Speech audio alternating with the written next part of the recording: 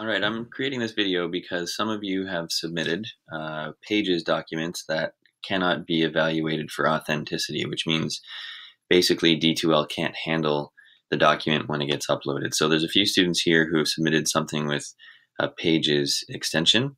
So what I'm going to do here is just show you really quickly how to convert that to a PDF, which can be uploaded. Now, the deadline for assignment number 1 isn't until tonight at 9 p.m.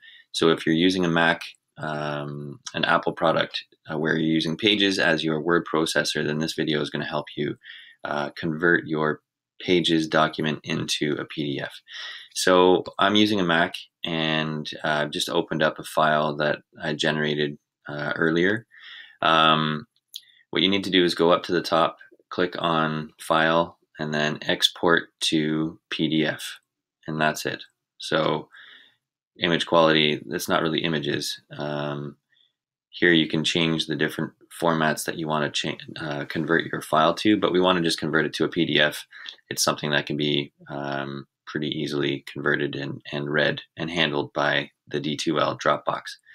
So you click Next, and then basically you just export to a folder where you know you're going to be able to find it. So I'll export it to my documents, and that's it. So now I go into my Finder, and it should be the one that I just created today, right now. I hope that helps. This is going to save me a little bit of time, and it will make it easier for D2L to handle the documents that you submit. Everything should be in either Word format or PDF format, and if you're working with a Mac, this video should help you do that. Thanks again. Email if you have any questions.